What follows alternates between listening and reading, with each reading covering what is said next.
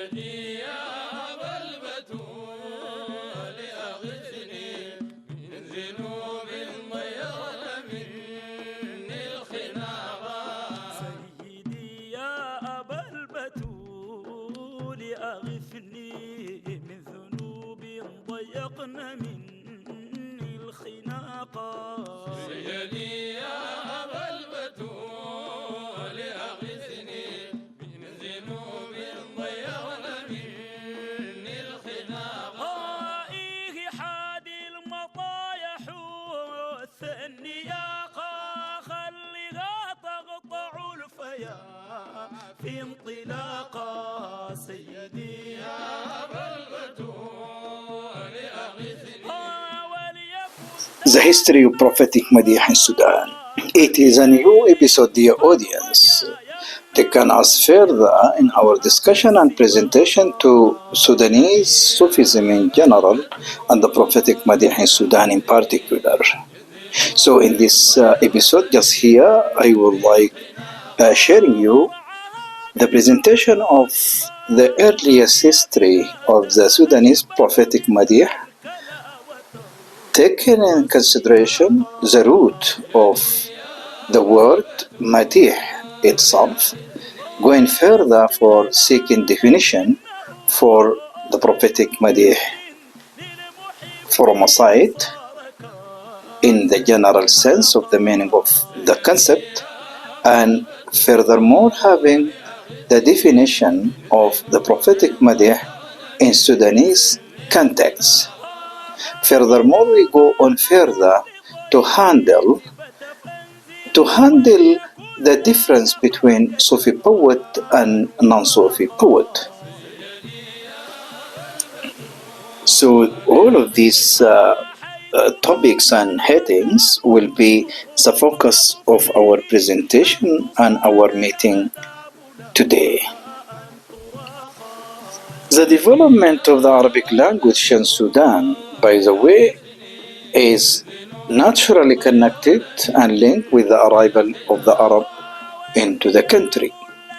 And in this regard, we would like to say that with the emergence and the arrival of the Arab into the Sudan or into Sudanese soil, by the way, the Arabic culture is started to become part of the culture of the newcomers. However, by the passing of the time, the Arabic culture has spread so immensely, so greatly, and came to shape and at the same time came to make a new definition for the Sudanese culture, putting in consideration that before the coming of the Arab, the nature of the culture, or the culture I mean here in the Sudan or the Sudanese culture, have been shaped and formed by different civilization having different stages of civilized states that govern the country, not only in terms of governing or ruling, but also in terms of spreading traditions, cultures of their own. And here also we would like to say that by the 16th century, and with the influx of the Arab migrants, the great numbers of the Arab into the country, a new culture has come to be in form of formation. So among the most noticeable contribution of the new culture of the Arabs is the prophetic Madih. So prophetic Madih is part of the contributions that Arabs have bring with them by their long settlement in the country, and by the passing of the time, this new genre of the Arabic literature started to develop, reaching to our present time. So historian He stated that the first poetic themes to appear in the Sudanese poetic endeavors are panegyric. At the same time, is the Mount poems that composed mourning the religious leaders of those poets. So, panegyric, in addition to the mourning or to the mourned odes, were the first poetic themes that to be appeared in Sudanese poetic endeavor or poetic project in the final conclusion.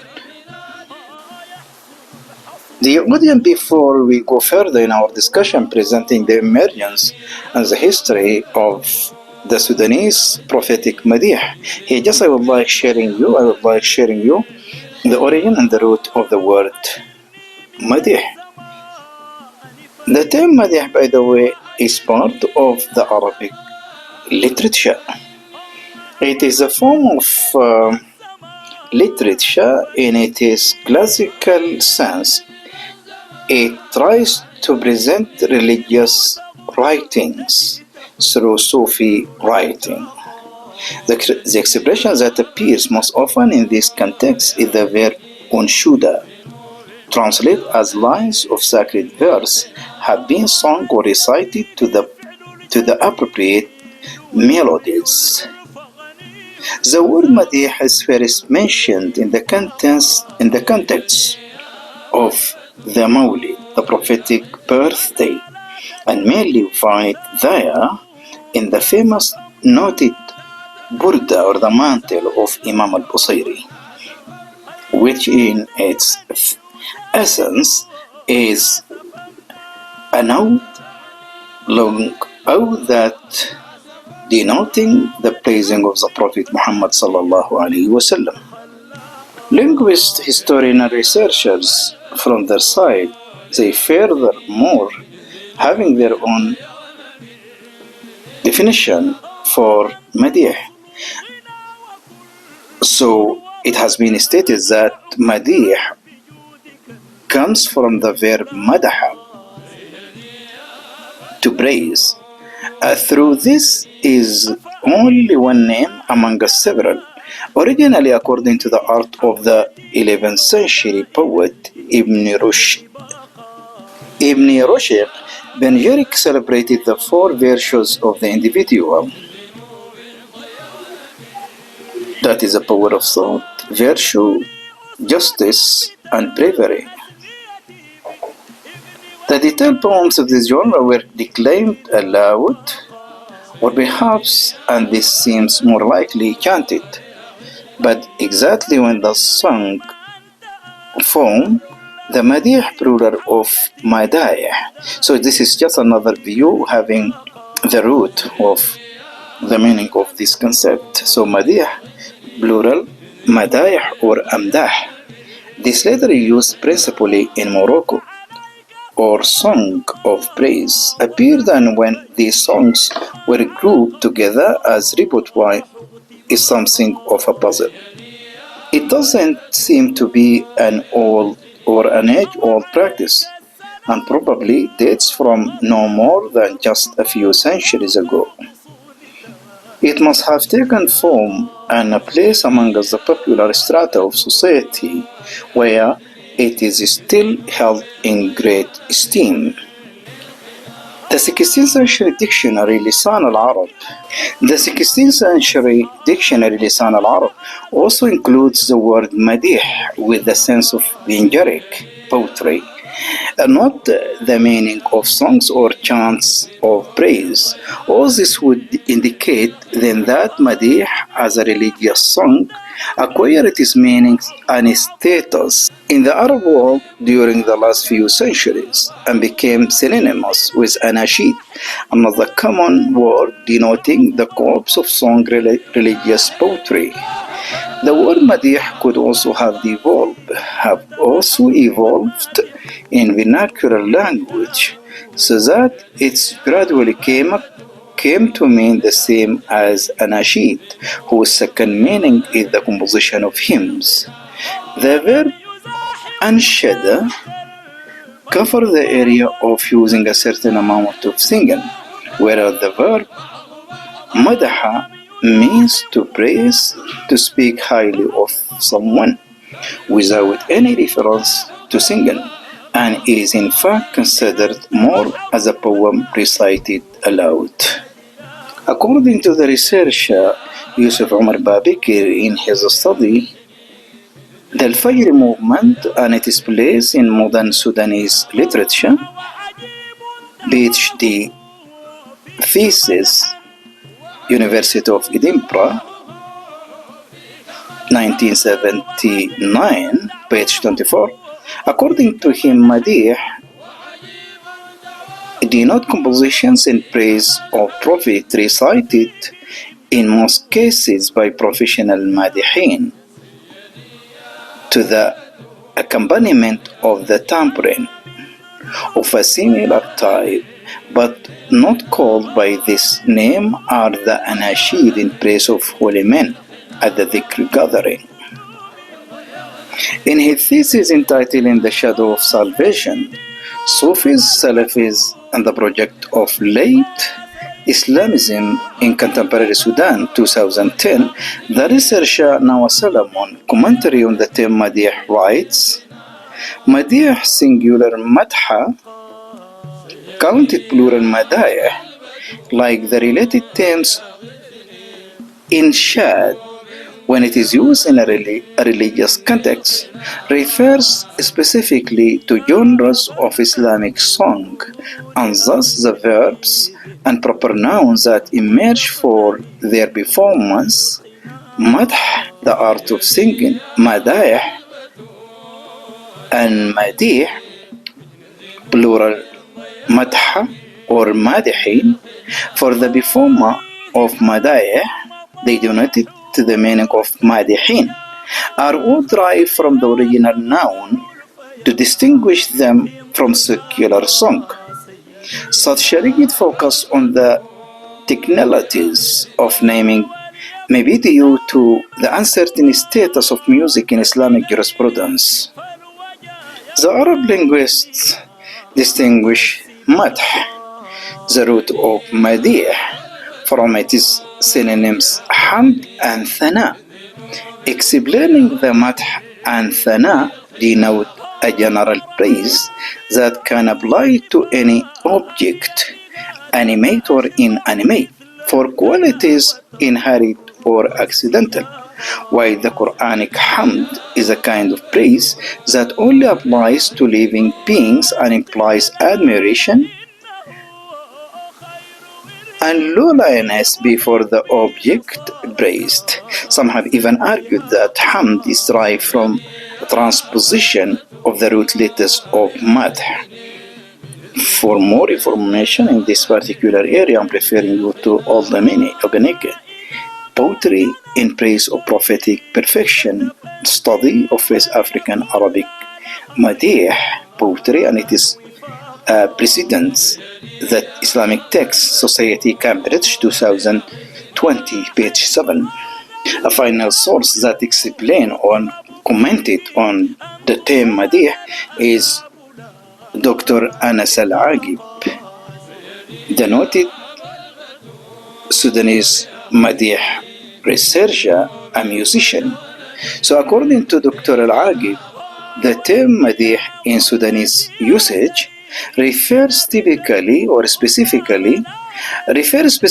to a genre of devotional singing that is dedicated to the performance and dissemination of a religious message, one that aims to spread the history and teachings of Islam by focusing on the Prophet's biography, seerah, his family, and his companions, tracing back to the earliest days of the Islamic mission. Such were views from some researchers and historians, experts in the field of prophetic Madih, commenting on the notion of the term Madih. Providing some notes about Madih as we have presented shortly, just he would like to see what is behind the concept of prophetic praising or prophetic Madih. So just here I would like also to explore To explore some views of the researchers and experts in the field of the prophetic Madih. So just here, I just would like sharing you these ideas about the concept of the prophetic Madih. According to an expert in the field, prophetic Madih is another form of popular and highly referred oral narrative. Is recital of the Madih poetry in praise of the Prophet Muhammad, the most popular and familiar form of religious entertainment, which incorporates storytelling in verse, accompanied by drumming and other forms of music. Madih themes, prophetic Madih themes include, in addition to a retelling of the biography of the Prophet, which is the main theme, references to Islamic history. To the noted prominent scholar Zaki Mubarak, in his book المدايح النبوية في الأدب العربي, to his own view, the prophetic Madih is the form of poetry popularized by Sufism. It is a mode of expressing religious emotions and a branch of refined literature, as it emanates only from hearts filled with sincerity and devotion. So for further information, I'm referring you to the main book المدايح النبوية في الأدب العربي, the prophetic eulogies in the Arabic literature, published in 1935. The author is Zaki Mubarak. In the prophetic Madih, the Prophet Muhammad ﷺ is considered the central figure of this literary genre, with his noble character and exemplary life serving as an enduring source of inspiration for poets since the dawn of Islam and throughout Islamic history continues into the modern era. In their praise, poets focus on his moral virtues and physical attributes, enumerating his qualities, merits, and noble character. They also recounted his battles, victories, and his conduct with his companions and family. These eulogies often included references to his miracles and divine sign, the glad tidings surrounding his birth, and tributes to his wives, companions, and his pure household. The Sudanese noted and well-known Professor Abdullah Tayyib, from his part, also has his own views toward what is behind the prophetic Madih. So to quote him, Professor Abdullah Tayyib affirms that the genre of Madih Nabawi, prophetic praise poetry, has produced exceptional poets whose status or whose statue is in no way inferior to that of Al-Mutanabbi, Al-Buhturi, or Bashar. However, Arabic literary critics, with a few exceptions, have largely ignored prophetic praise poetry. Instead, they focus their attention on the other poetic themes, including the praise of kings and princes, while neglecting the praise of the greatest of all God creation. Consequently, they fail to highlight its artistic value and the sublime eloquence it embodies, an eloquence unmatched in Arabic poetry. So this is just the view of the late Professor Abdullah Tayyib, the well-noted famous Sudanese learned historian, poet, and researcher in the field. However, praise poetry for the Prophet holds great significance and a lofty status in Sudan.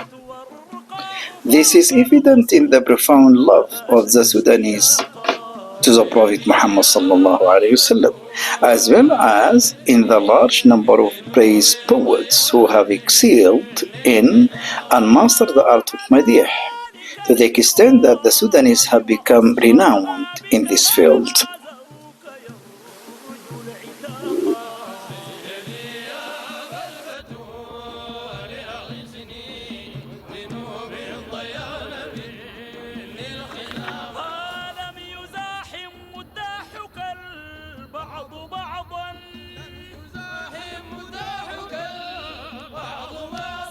Tracing back the history and the emergence of the prophetic Madih in Sudan, just here I'd like to say the art of Madih in Sudan is historically linked to the emergence of the Sufi orders following the establishment of the French Sultanate in the early of the 16th century. However, these Sufi orders only became firmly rooted in the 19th century, and in this regard I would like to say that based on this information, I would like to tell that the emergence of the prophetic Madih in Sudan has been connected with the arrival of Sufism, mainly the Sufi orders. And as we have stated in our earliest episode about the arrival of the Sufi orders into the Sudan, we find that Shadhaliya, in addition to Qadiriya, were the first Sufi order to spread in the country. So, following with the second wave of the arrival of the Sammaniya, the Khatmiya Tijaniya, and before and between the two stages, here we have also the arrival of the Sufi order of its Egyptian origins. So the arrival of this Turuq, by the way, has greatly and immensely contributed on the piers of this rich artistic form of literature, and at the same time played the role of its evolution and development throughout times. So within this Turuq, so numerous poets have emerged, contributing greatly on the widespread of the prophetic teachings and the prophetic sunnah, reflecting the prophetic seerah,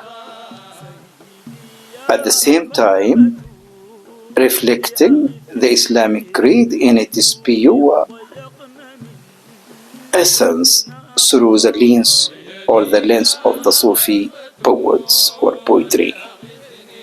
So the area of northern Sudan, in addition to central Sudan, by the way, these areas were the most impacted with this culture. I mean, here the culture of the prophetic Madih, and if we make a survey for the existence of the Sudanese poetry, prophetic Sudanese poetry, poets and poems, we find them scattering largely in the northern part of the country, in addition to the central part of Sudan. Professor Ibrahim Al-Qurashi, a researcher in the field, stated in an interview with the newspaper Intibaha in 2011 that the prophetic biography in the language of the Sudanese is so profound, so has a strong impact and contribution. That is because the Sudanese poet, through or via their own Arabic language, make their own contribution in the spread of the prophetic seerah. This is so plain, so clear to anyone with sight, let alone insight. According to him, the praise poetry was the vessel, Gadah, from which our humble folk drank at the banquet of the fragrant prophetic biography. Back when ignorance prevailed, knowledge was scarce, and means of publication were not existent.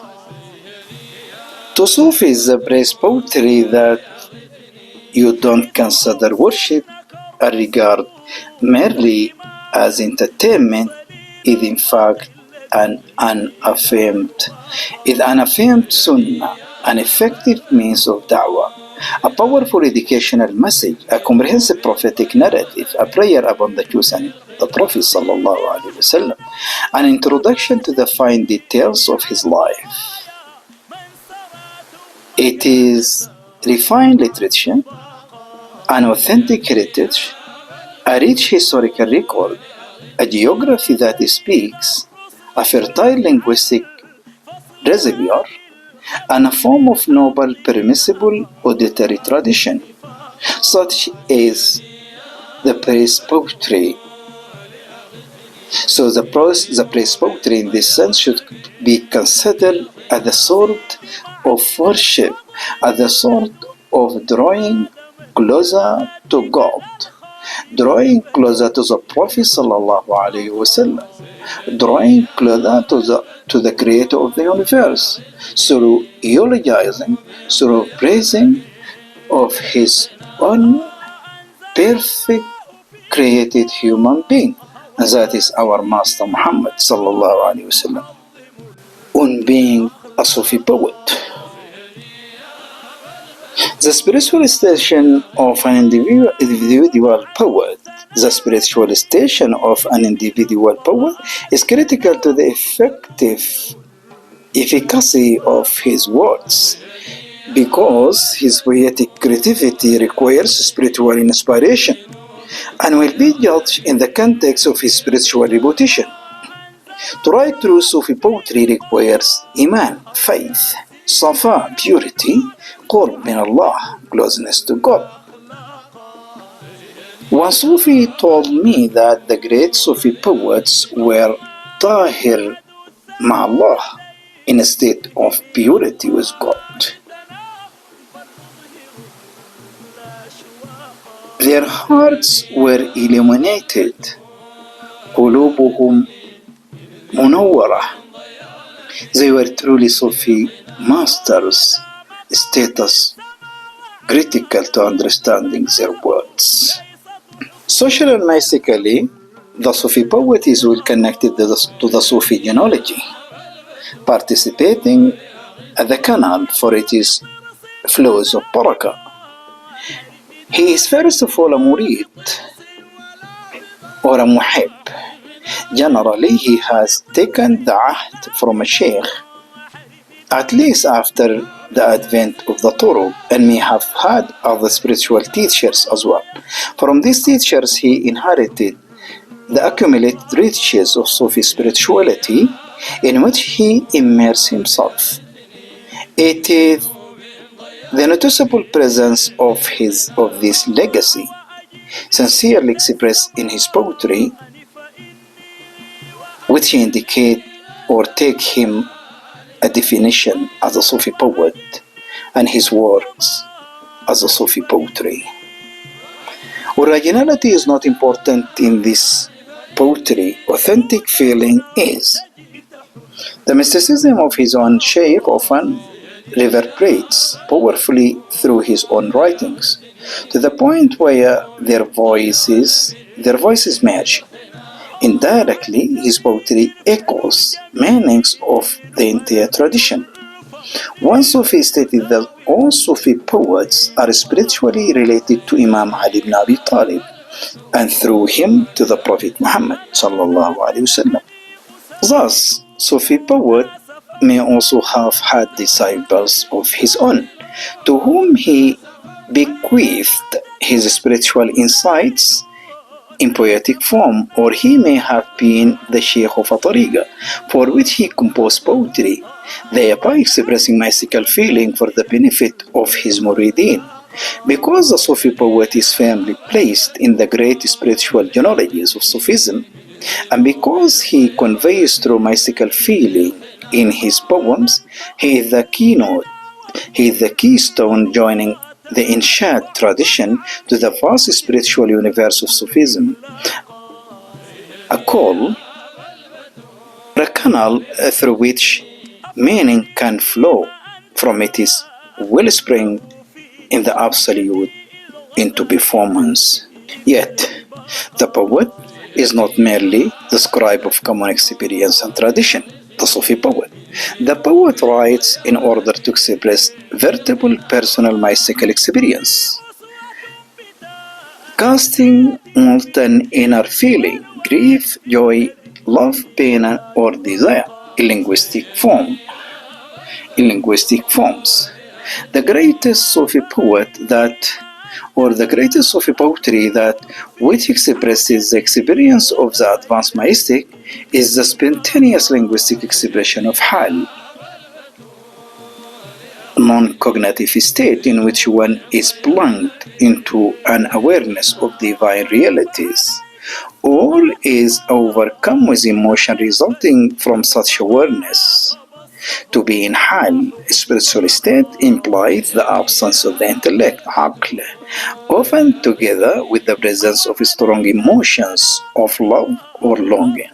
For more information in this particular area, I'm referring you to Michael Freshkov, Islamic Music in Africa as a Tool for African Studies, published paper 2020, page 5. Synonym for the poet's hal include Hayman, madly in love, Walhan, mad with love. في حالة وجد, in a state of ecstasy, سكران, intoxicated, مشتاق, yearning, حزين, grieved. The emotional force of the poet's hal, his creative condition, is mysteriously imbued in his words. In whose words, as non-objective quality, capable of tremendous effective power for the Sufi, possess of spiritual insight and sensitivity. For the non-Sufi, cryptic and emotional language expressing mystical experience, especially shatahat, sounds at best intangible, at worst heretical. Many Sufis say that Sufi poets are not poets at all, because true Sufi poetry arises from ilham, inspiration, as a verbal translation of hal, not out of studied craft, sina, which requires intellect. The Sufi poet is not so called by profession. The professional poet must rely upon craft in order to write promptly, upon request, about subjects of little personal concern. But the Sufi poet is a mystic first of all, or in the first place. His poetry cannot exist apart from his feeling and inspiration. Indeed, craft is designated in Sufism. The great Sufi poets compose naturally without artifice, even without ego or intellect. Craft is a construction of the aql, which is viewed as a veil upon truth, while true expression emerges from the ruh, or from the ruh, the soul, whose origin is Allah. Thus, the Sufi poet exemplified the principal Sufi value of sidq, truthfulness in his writing. Unlike the professional poet, he can only write what he feels in his heart. This quality lends power to his poetry. As Sufis often say, what comes from the heart enters the heart. What comes from the tongue only reaches the ear. Sheikh Rasin prefers to describe the great Sufi poet as a addressers of spiritual spirits, because their words come from the tongue of their hal, spiritual state, the result of their feeling, translated into language. Such poetry is free of the material. Once again, I'm referring you to Michael Frischkoff, Islamic Music in Africa as a Tool for African Studies, published paper 2020, page 5. When the expressive medium is poetry, he is called a Sufi poet, but he is first and foremost a Sufi. Writing poetry is essentially the expression of mystical experience. So this is another view regarding the definition of who is the Sufi poet. Not an artistic effort. For the Sufi, being a poet is spiritual necessity, a response to the inner pressure of feeling which demands release, not an external vocation. The Sufi poet thus stands at an interface, communicating the Sufi reality he experiences on the one side to the reader or listener on the other side. Moreover, it has also been stated that the most potent Sufi poetry arises from hal, for hal entails an excess of spiritual feeling which may be painful to bear. The great Sufi poet is a majestic able to translate hal into poetry, the excessive or the expressive act of composition, the communication of inner feeling to others, and the consequent socialization of that feeling all help to relieve the pressure and pain of hal. Unexpressed, uncommunicated hal can produce madness.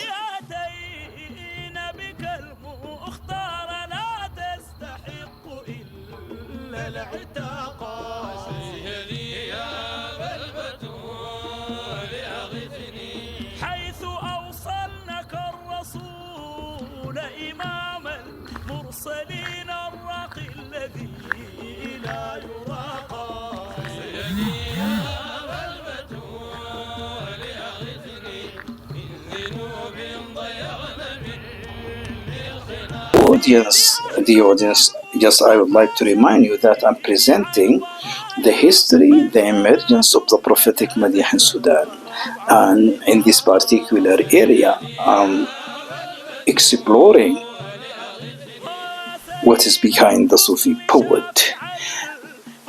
The renowned Sudanese scholar, the late Professor Abdullah Tayyib, may God have mercy on him, attributed the excellence of prophetic praise poetry and the superiority of its poets over others to the sincerity of their love.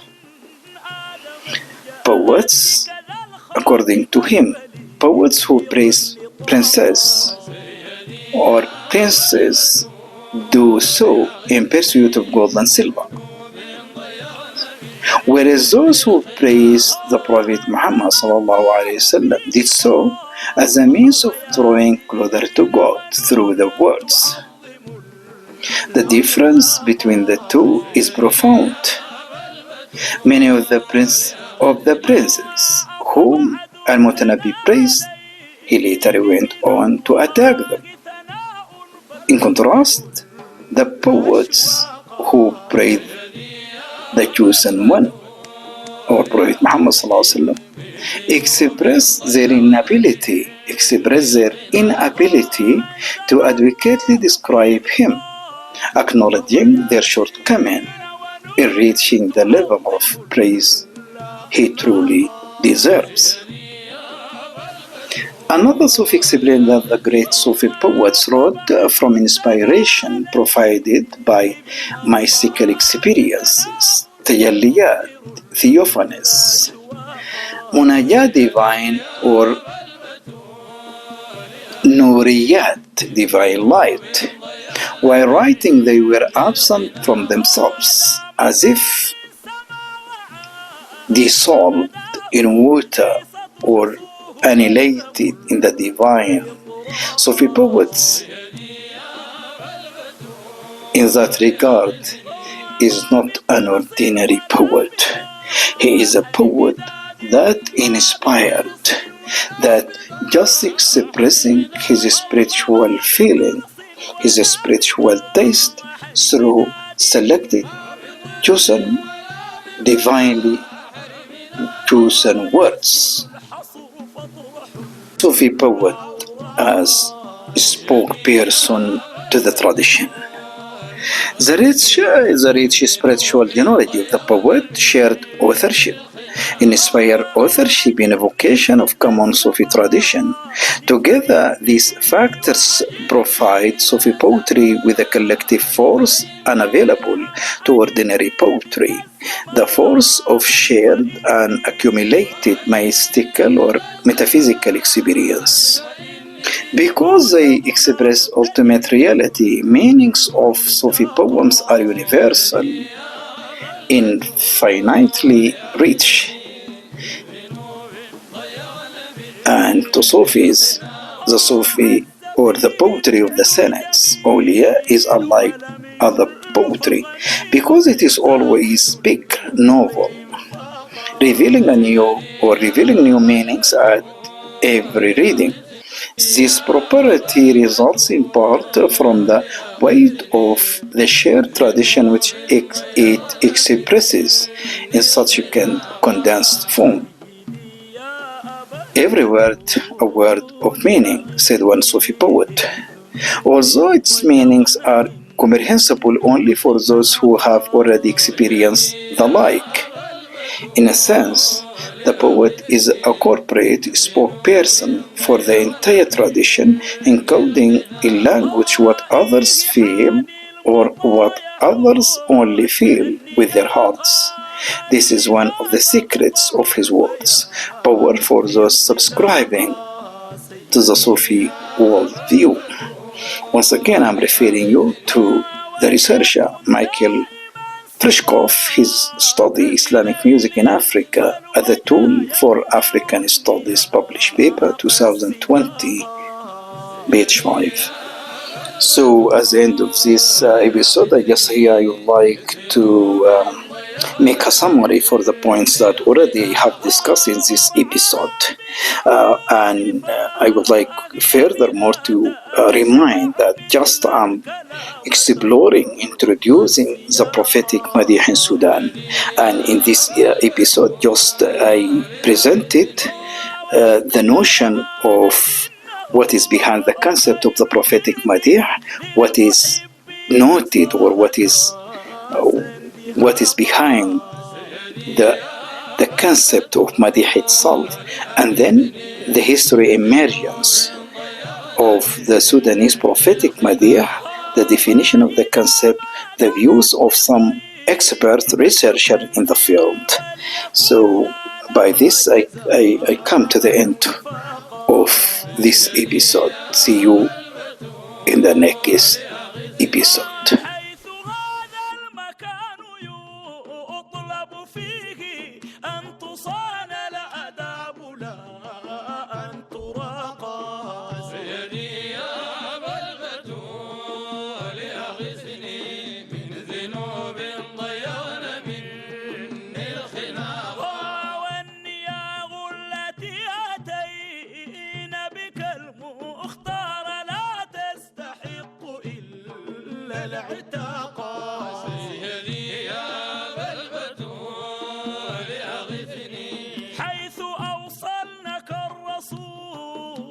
إمام المرسلين الراقي الذي لا يراقى سيدي يا أبا البتول أغثني من ذنوب ضيغن مني الخناق سيدي أحمد المصطفى شفيع البرايا من سرى ثم جاز سبعا طباقا سيدي يا أبا البتول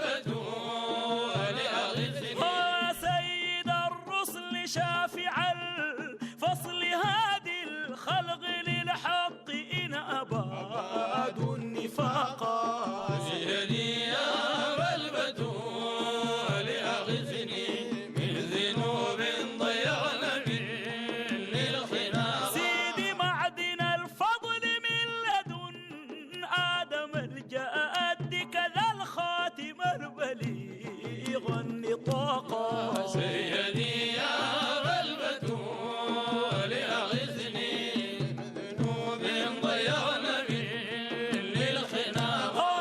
أنزل الله في غطاء وياسين ونونا تعظم الأخلاق.